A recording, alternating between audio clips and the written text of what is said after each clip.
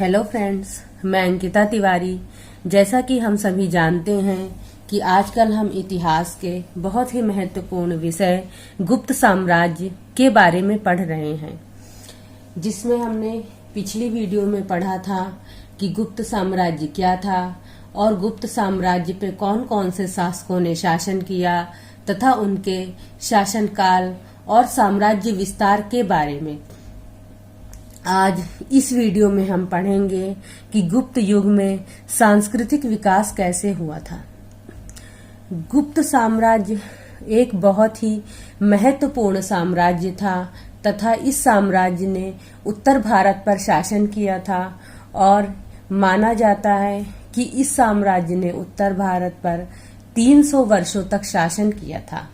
और गुप्त साम्राज्य को इतिहास में स्वर्ण युग, पेरिक्लन युग तथा आंगस्टन युग के नाम से भी जाना जाता है, क्योंकि इस साम्राज्य में गुप्त काल में सांस्कृतिक विकास बहुत ही सुदृढ़ तरीके से हुआ था, जिसमें हम पढ़ेंगे गुप्त काल की प्रशासन व्यवस्था, सैन्य विभाग, न्याय विभाग, उद्योग धंधे, व्यापार, कृषि, कला में हम पढ़ेंगे मूर्ति कला, चित्रकला, वास्तुकला, संगीत एवं नाट्य कला के बारे में। फिर है गुप्तकालीन मुद्राएं, विज्ञान, साहित्य, धर्म तथा स्त्रियों की दशा।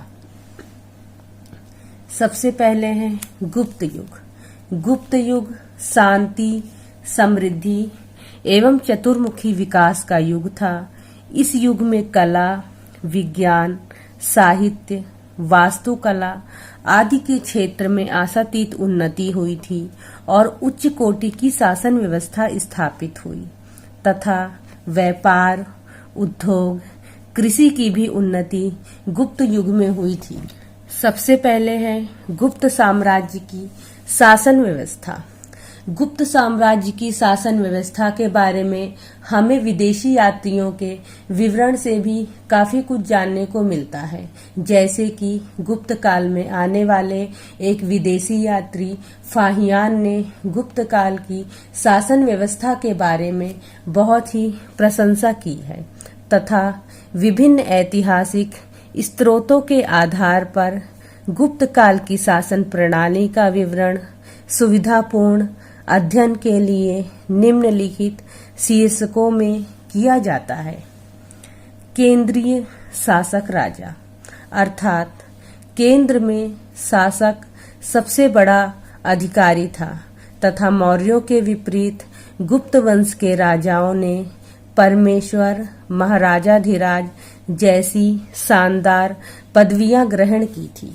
इसी से हमें पता चलता है कि जो गुप्त साम्राज्य था वो बहुत ही एक विस्तृत साम्राज्य था तथा इस पर अनेक राजाओं ने शासन किया था, जिनके अधीन अनेक छोटे छोटे राजा भी हो गए थे।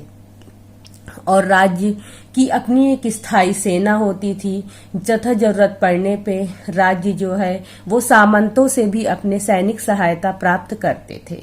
और राजा, जो कि केंद्रीय शासक का सबसे बड़ा अधिकारी माना जाता था, यह सेना व्यवस्था, न्याय व्यवस्था आदि का अंतिम तथा सबसे शक्तिशाली अधिकारी कहलाता था। फाहियान के अनुसार गुप्त शासक बहुत योग्य थे और सारी जनता में पूर्ण स्वतंत्रता प्राप्त थी। देश में सुख तथा शांति थी। कहा जाता है कि गुप्त साम्राज्य में जो शासन व्यवस्था थी वो बहुत ही सुदृढ़ शासन व्यवस्था थी तथा इसमें सुख शांति थी और कर्मचारी जो थे वो भ्रष्ट नहीं थे तथा कर्मचारियों को नगद वेतन भी दिया जाता था। फिर है मंत्रिमंडल। हमने मौर्य साम्राज्य में भी मंत्रिमंडल के बारे में पढ़ा था तथा आज की जो हमारी भारत की शासन व्यवस्था है उसमें भी मंत्रिमंडल का उल्लेख किया गया है। उसी तरह गुप्त साम्राज्य में भी मंत्रिमंडल का उल्लेख किया गया था तथा मंत्रिमंडल की जो व्यवस्था थी वो वंश परंपरा पर आधारित थी, अर्थात एक ही परिवार के अनेक लोगों को मंत्री पद पर नियुक्त किया जाता था और इसमें प्रत्येक विभाग से संबंधित मंत्री होते थे, लेकिन राजा की इच्छा पर आधारित था कि वह मंत्रिमंडल के परामर्श को माने या फिर ना माने। प्रमुख अधिकारी। मंत्रिमंडल तथा शासन व्यवस्था के जो प्रमुख अधिकारी थे वो है महामंत्री, महाबलाधिकृत, महादंडनायक, महाप्रतिहार, संधि विग्रहिका तथा कुमारा माथा। फिर है प्रांतीय शासन। गुप्त साम्राज्य की शासन व्यवस्था में प्रांतीय शासन का भी वर्णन किया गया है। प्रांतीय शासन, जिन्हें की भुक्ति भी कहा जाता था, और यह प्रांतों में विभक्त थे तथा जो प्रांतीय शासन के अधिकारी थे उनकी नियुक्ति हमेशा राजा ही करता था। फिर है जिले का प्रबंध। जैसे कि अभी हमने प्रांतीय शासन के बारे में पढ़ा कि ये कई भागों में विभक्त थे तथा साम्राज्य को सुचारू रूप से चलाने के लिए इनका वर्णन किया गया था। उसी तरह जो प्रांतीय शासन थे उन्हें जिलों में बांटा गया था और जिले के अधिकारी को विषयपति कहा जाता था, जो कि जिले की शासन व्यवस्था आदि को संभालता था। फिर है नगरों का शासन। हमारी आज की शासन व्यवस्था की तरह ही नगरों का जो शासन प्रबंध था वह गुप्त साम्राज्य में नगर पालिका के हाथ में था, जिसे कि म्युनिसिपल भी कहा जाता है, और नगर के लोगों से कुछ कर लिया जाता था नगर पालिकाओं द्वारा, जिसका कि उपयोग नगर पालिका नगर के विकास तथा साफ सफाई आदि में खर्च करती थी। गांव का शासन। जैसे कि मौर्य साम्राज्य की शासन व्यवस्था और हमारी आज की शासन व्यवस्था में भी जो प्रशासन की सबसे छोटी इकाई है उसे ग्राम शासन माना जाता है, तथा गांव का शासन एक सरपंच के हाथ में होता था और न्याय व्यवस्था पंचायत करती थी। फिर है सैन्य विभाग।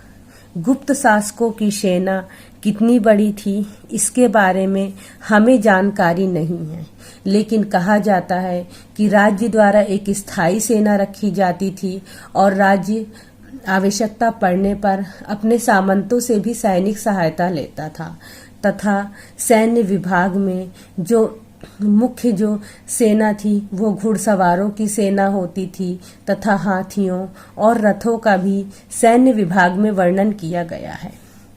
सैन्य विभाग के मुख्य अधिकारी में सबसे पहले हैं संधि विग्रहिका। यह एक सैन्य विभाग का बहुत ही महत्वपूर्ण अधिकारी माना जाता था तथा यह सेना का मुख्य अधिकारी होता था। इसे युद्ध और संधि करने का अधिकार प्राप्त था। उसके अधीनस्थ सैन्य अधिकारी थे। महासेनापति अथवा महादंडनायक बलाधिकृत अर्थात सैनिकों की नियुक्ति करने वाला अधिकारी। फिर है रणभांडागारिक अर्थात सैनिक सामानों का अधिकारी। भटस्वपति पैदल एवं घुड़सवारों का अध्यक्ष। बलाधिकरण सेना के कार्यालय को बलाधिकरण कहा जाता था। आय के साधन। गुप्त साम्राज्य में आय के जो साधन थे वह बहुत ही महत्वपूर्ण थे तथा आय के साधन भूमि कर व्यवस्था पर आधारित थे। भू राजस्व राज्य की आय का प्रमुख साधन था तथा करों की कुल संख्या 18 थी। राज्य की आमदनी का मुख्य साधन भूमि कर था, जो उपज का 1/6 भाग होता था।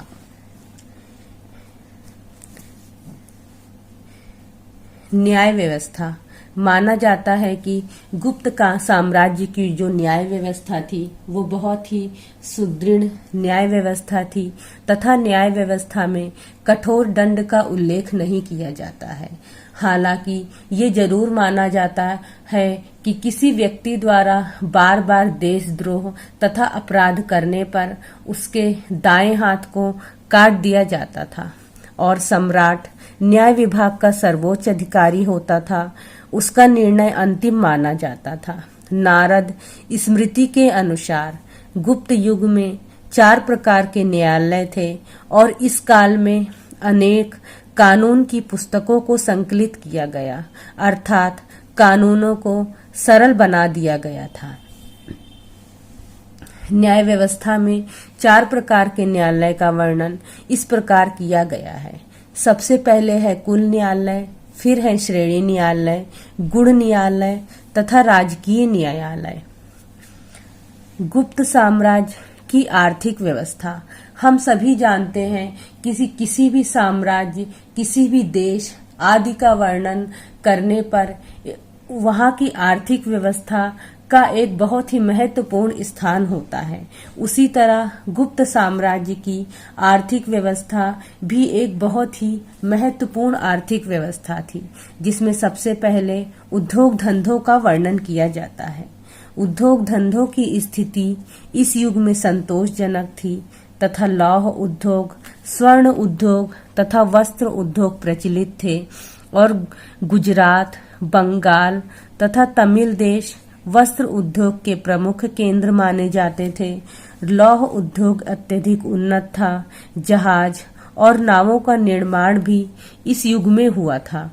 विभिन्न प्रकार के शिल्पकारों के संघ बने थे, जिन्हें गिल्ड या श्रेणी कहा जाता था और माना जाता था कि इन संस्थाओं के पास बहुत सा धन होता था, जिसे ये व्यापार तथा दान व्यवस्था आदि पर खर्च करते थे।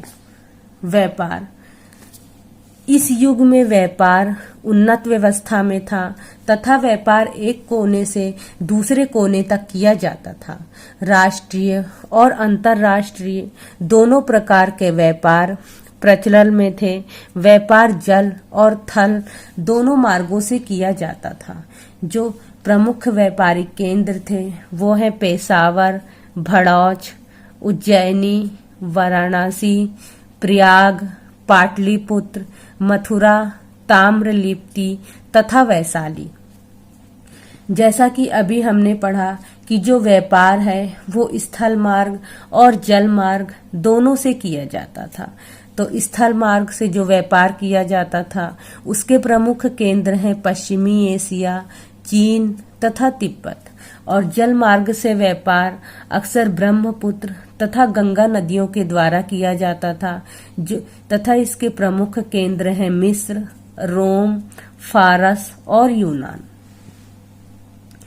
व्यापार के प्रमुख बंदरगाह थे भड़ौच, ताम्रलिप्ति तथा व्यापारिक जो निर्यातिक वस्तुएं थी वो है बहुमूल्य रत्न, सूती वस्त्र, मसाले, सुगंधित तेल, उपटन, पाउडर, इत्र तथा आभूषण। और जो आयात वाली वस्तुएं थी वो थी सोना, चांदी, तांबा, टिन, रेशम, कपूर, खजूर तथा अश्व। अब गुप्त काल में हम कृषि व्यवस्था के बारे में पढ़ेंगे, जो कि गुप्त काल की आर्थिक व्यवस्था का एक बहुत ही महत्वपूर्ण अंग था तथा गुप्त युग में कृषि व्यवस्था उन्नत थी और कृषि व्यवस्था में सरकार द्वारा किसानों से कर भी लिया जाता था, जो कि उपज का 1/6 भाग माना जाता था।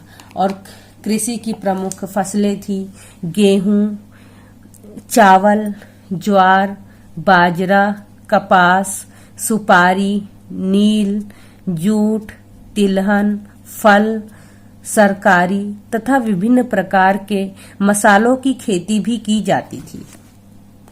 कला।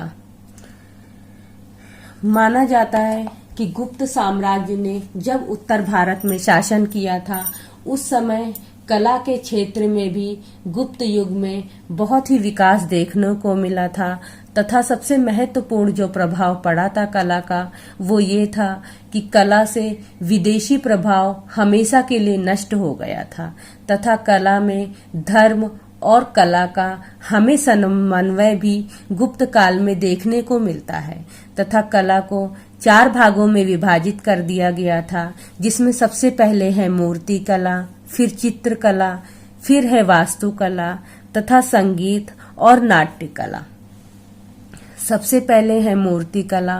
मूर्ति कला का गुप्त काल में अत्यधिक विकास हुआ था तथा इसी काल में भागवत धर्म का भी उद्भव हुआ था और इस धर्म की सहिष्णुता के कारण हमें इस युग काल में अन्य धर्मों को भी जानने को मिलता है, जैसे जैन धर्म तथा बौद्ध धर्म।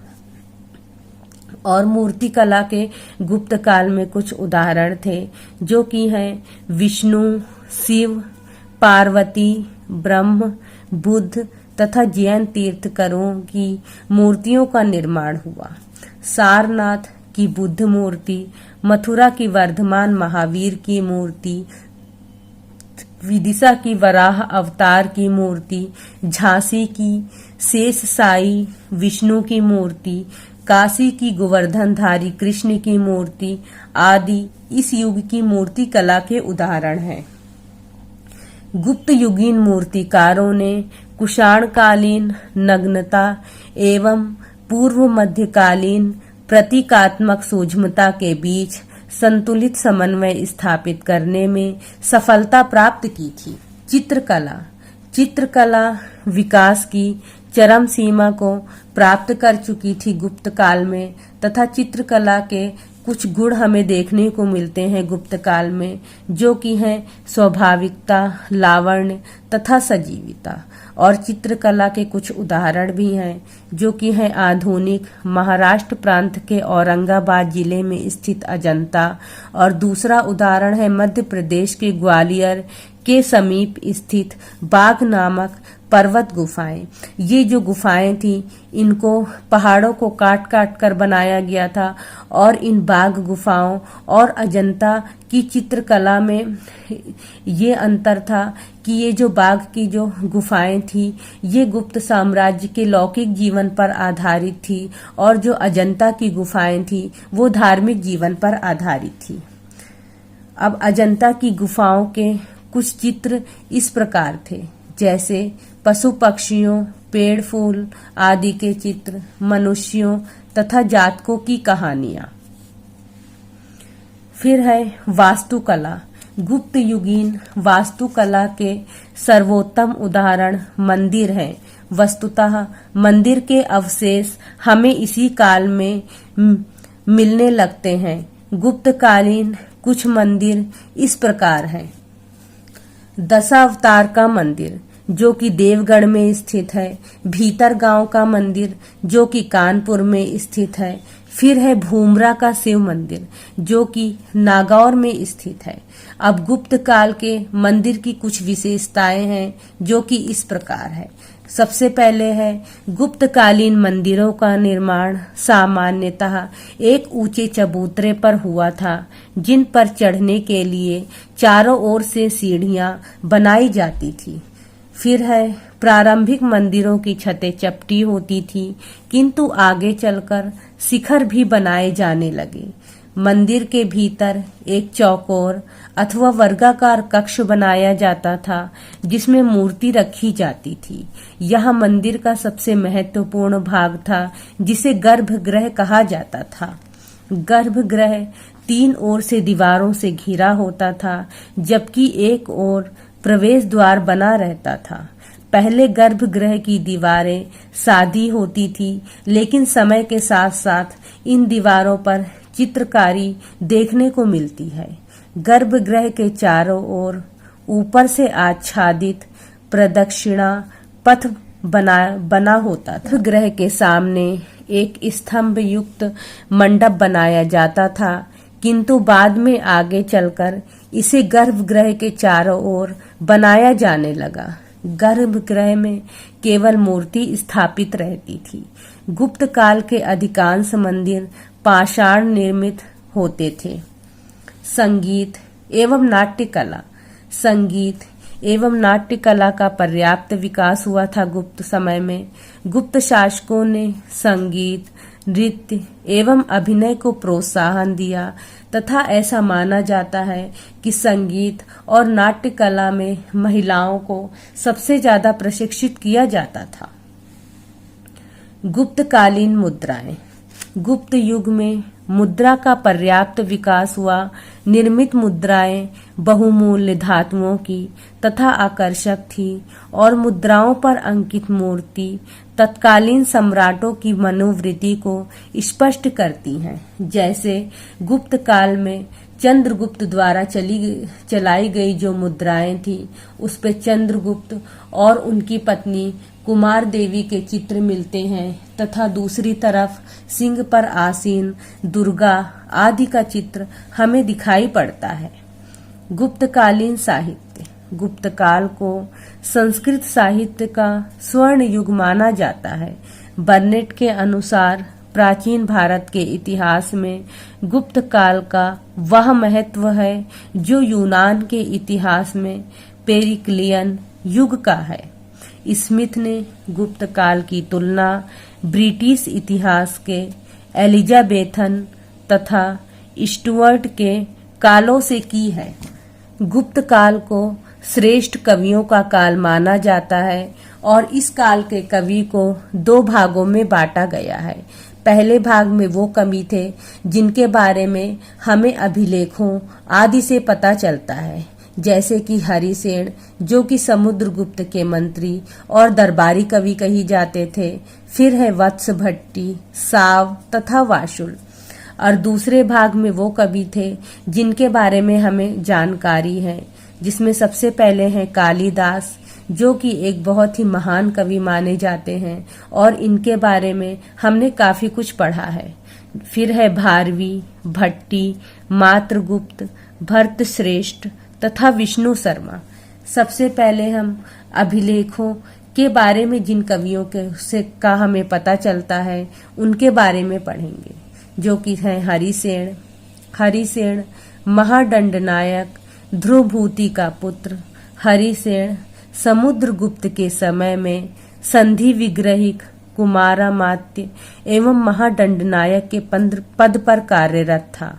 हरिसेन शैली के विषय में जानकारी प्रयाग स्थलेख चंपू जो कि गद्य पद्य की मिश्रित शैली पर आधारित है का एक अनोखा उदाहरण है। शाव, जिनका कि एक नाम वीरसेन भी है, ये चंद्रगुप्त विक्रमादित्य के समय में संधि विग्रहिक अमात्य पद पर कार्यरत। शाव की काव्य शैली के विषय में जानकारी एकमात्र स्रोत उदयगिरी गुफा की दीवार पर उत्कीर्ण लेख है। लेख के आकार पर यह माना जाता है कि शाव व्याकरण, न्याय एवं राजनीति का ज्ञाता एवं पाटलिपुत्र का निवासी था। फिर है वत्स भट्टी। इनकी काव्य शैली के विषय में जानकारी मालव संवत के मंदसौर के स्तंभ के लेख से मिलती है। इस लेख में कुल 44 श्लोक है, जिसमें पहले 3 श्लोकों में सूर्य स्तुति की गई है। वासुल ने मंदसौर प्रशस्ति की रचना यशोधर्मन के समय में की। कुल 9 श्लोकों वाला यह लेख श्रेष्ठ काव्य का अनोखा उदाहरण है। कालिदास जो कि गुप्त काल के बहुत ही प्रसिद्ध कवि माने जाते हैं और यह संस्कृत साहित्य के भी प्रसिद्ध कवि है। इनकी महत्वपूर्ण कृतियां हैं ऋतु संहार, मेघदूत, कुमार संभव एवं रघुवंश महाकाव्य। कालिदास की सर्वोत्कृष्ट कृति उनका नाटक अभिज्ञान शाकुंतलम है। इसके अतिरिक्त उन्होंने मालविकाग्निमित्रम, विक्रमोर्वशीयम नाटक की भी रचना की थी। भारवी, इनके द्वारा रचित महाकाव्य किरातार्जुनीयम महाभारत के वन्व पर्व पर आधारित है। इसमें 18 सर्ग है। भट्टी, इनके द्वारा रचित भट्टी काव्य को रावण वध भी कहा जाता है। रामायण की कथा पर आधारित इस काव्य में कुल 22 सर्ग तथा 1624 श्लोक है। मात्रगुप्त, इनके विषय में जानकारी कल्हड़ के राजतरंगिणी से मिलती है। संभवतः मातृगुप्त ने भरत के नाट्य शास्त्र पर टीका लिखी थी। फिर है भट्ट श्रेष्ठ। हस्तिपक नाम से भी जाने वाले इस कवि ने है ग्रीववध काव्य की रचना की थी। विष्णु शर्मा के द्वारा रचित काव्य पंचतंत्र के विश्व की लगभग 50 भाषाओं में 250 भिन्न भिन्न संस्करण निकल चुके हैं। 16वीं सदी के अंत तक इस ग्रंथ का अनुवाद यूनान, लैटिन, स्पेनिश, जर्मन एवं अंग्रेजी भाषाओं में किया जा चुका था। पंचतंत्र 5 भागों में बटा है, जो कि है मित्र भेद, मित्र लाभ, संधि विग्रह, लब्ध प्रणाश तथा अपरीक्षा कारित्व। गुप्त काल में कुछ धार्मिक ग्रंथों के विकास के बारे में भी पता चलता है, जिसमें सबसे पहले है पुराण। गुप्त काल में पुराणों का भी वर्णन किया गया है तथा पुराणों के प्रथम संस्करण और आखिरी संस्करण का विकास भी गुप्त काल में हुआ था और गुप्त काल में 2 महान गाथा काव्य रामायण और महाभारत ईसा की 14वीं सदी में पूरे हो चुके थे, जिसमें रामायण में हमें एक आदर्श रूपी परिवार का वर्णन देखने को मिलता है तथा महाभारत में दुष्ट शक्ति पर इष्ट शक्ति की विजय देखने को मिलती है। फिर है स्मृतियां। गुप्त काल में याज्ञवल्क्य, नारद, काव्यायन एवं बृहस्पति की स्मृतियां लिखी गईं। इसमें भी याज्ञवल्क्य स्मृति सबसे महत्वपूर्ण मानी जाती है, क्योंकि याज्ञवल्क्य स्मृति में आचार, व्यवहार और प्रायश्चित का वर्णन किया गया था। फिर है गुप्त काल में विज्ञान। गुप्त काल में खगोल शास्त्र, गणित तथा चिकित्सा शास्त्र का विकास भी अपने उत्कर्ष पर था तथा गुप्त काल में विज्ञान में सबसे पहले हमें वराहमिहिर का उल्लेख मिलता है। वराहमिहिर के प्रसिद्ध ग्रंथ बृहत संहिता तथा पंच सिद्धांतिका है। बृहत संहिता में नक्षत्र विद्या, वनस्पति शास्त्र, प्राकृतिक इतिहास, भौगोलिक भूगोल जैसे विषयों का वर्णन है और वराहमिहिर को एक प्रसिद्ध खगोल शास्त्री भी माना जाता है। दूसरे नंबर पर है आर्यभट्ट, जिन्होंने आर्यभट्टीय नामक ग्रंथ की रचना की थी और आर्यभट्ट ने ही खगोल विज्ञान को गणित से अलग करके बताया था तथा दशमलव प्रणाली का विकास किया था तथा आर्यभट्ट ने सूर्य सिद्धांत भी दिया था और सूर्य ग्रहण तथा चंद्र ग्रहण का वास्तविक कारण भी बताया था और आर्यभट्ट के द्वारा ही बताया गया है कि पृथ्वी अपनी धुरी पर घूमती है। भास्कर के 3 अन्य महत्वपूर्ण ग्रंथ हैं। सबसे पहले है महाभास्कर्य, लघु भास्कर्य एवं भाष्य।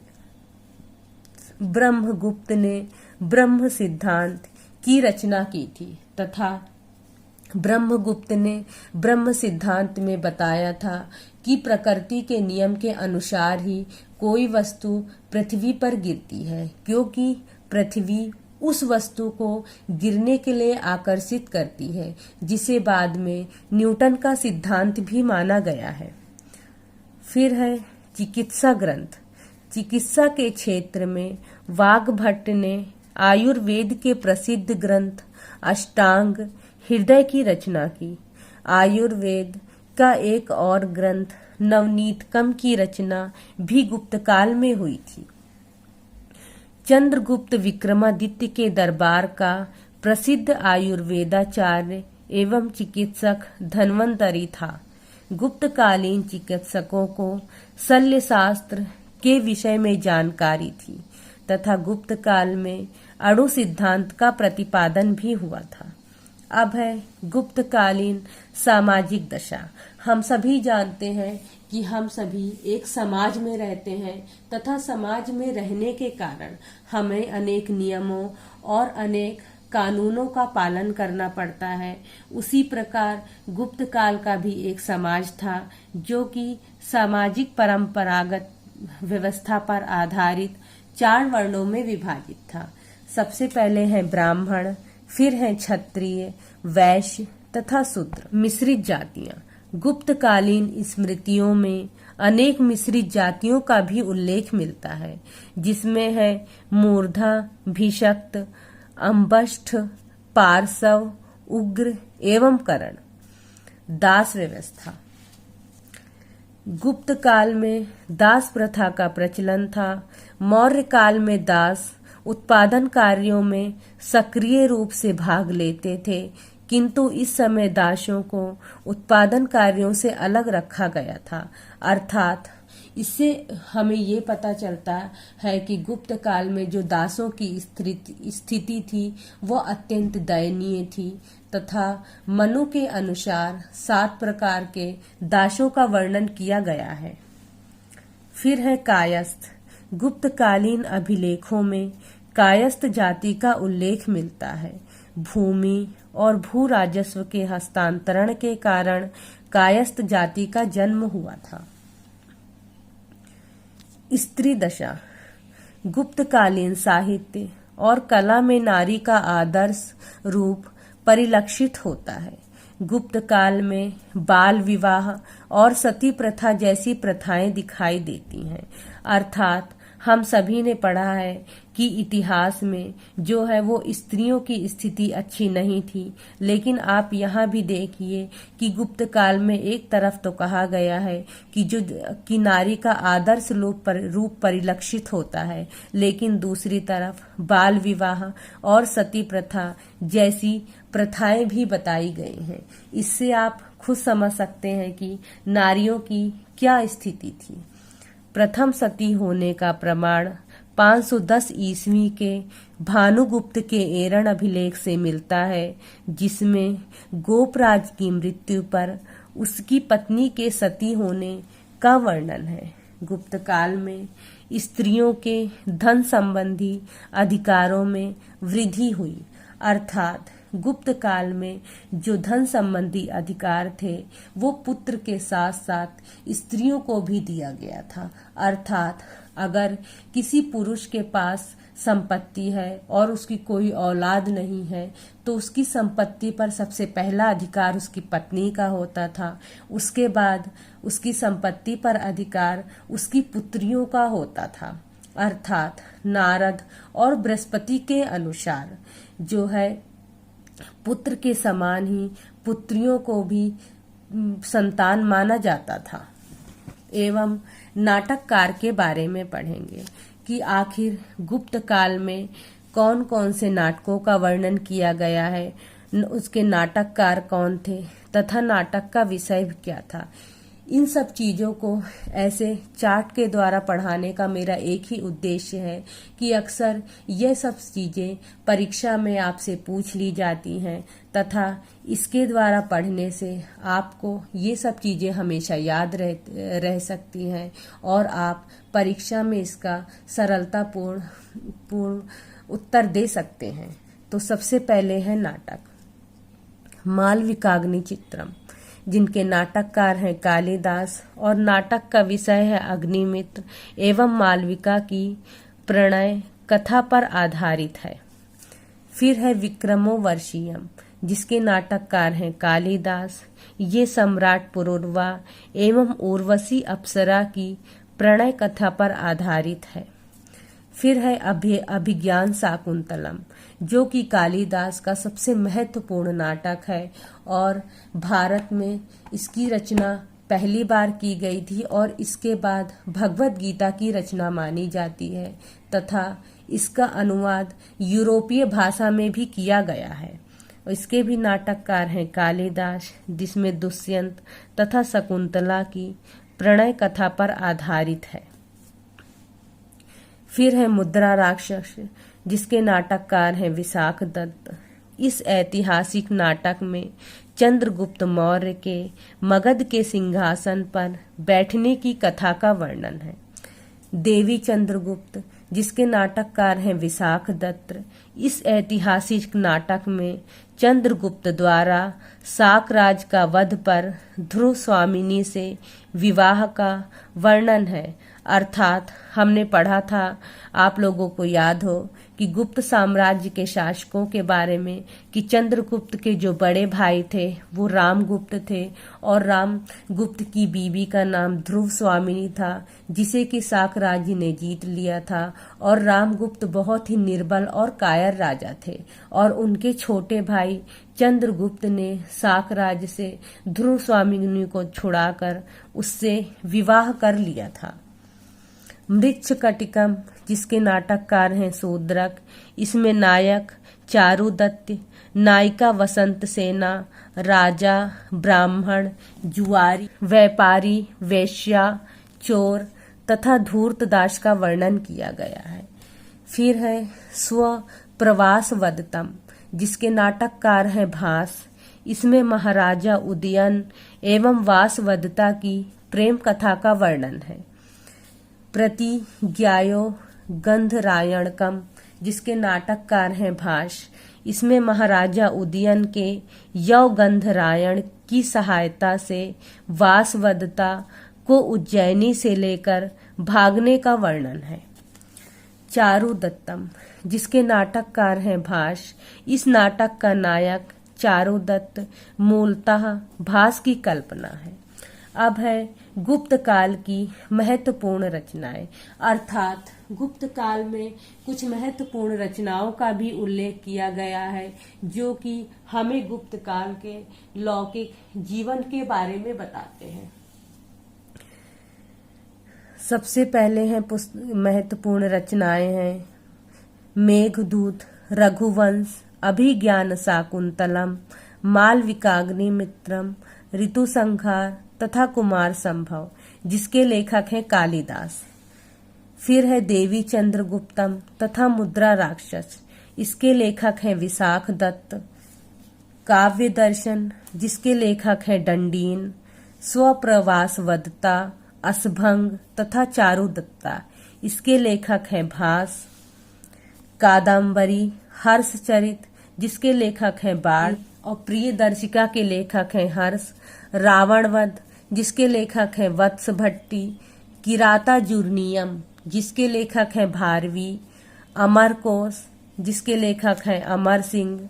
चंद्र व्याकरण, जिसके लेखक हैं चंद्रगोमी। विशुद्धि मग्म, जिसके लेखक हैं बुद्ध घोष। बृहत संहिता तथा पंच सिद्धांतिका के लेखक हैं वराह मिहिर। ब्रह्म सिद्धांत आर्यभट्टियम और सूर्य सिद्धांत के लेखक हैं आर्यभट्ट। न्यायावतार के लेखक हैं सिद्धसेन। पंचतंत्र के हैं विष्णु शर्मा तथा नीति शास्त्र के लेखक हैं कामंदा। इसी के साथ मैं आपको बता दूं कि 2 वीडियो की सहायता से हमने गुप्त साम्राज्य तथा उस पर शासन करने वाले शासकों और उनके साम्राज्य विस्तार और गुप्त युग में सांस्कृतिक विकास के बारे में विस्तार पूर्वक पढ़ लिया है। अगर आप लोगों को लगता है कि मैंने कोई भी चीज अपनी वीडियो में नहीं पढ़ाई है तो प्लीज मुझे कमेंट करके बताइए। और अगर आप लोगों को मेरी वीडियो पसंद आती है तो प्लीज मेरी वीडियो को कमेंट, लाइक, शेयर और सब्सक्राइब कीजिए। धन्यवाद।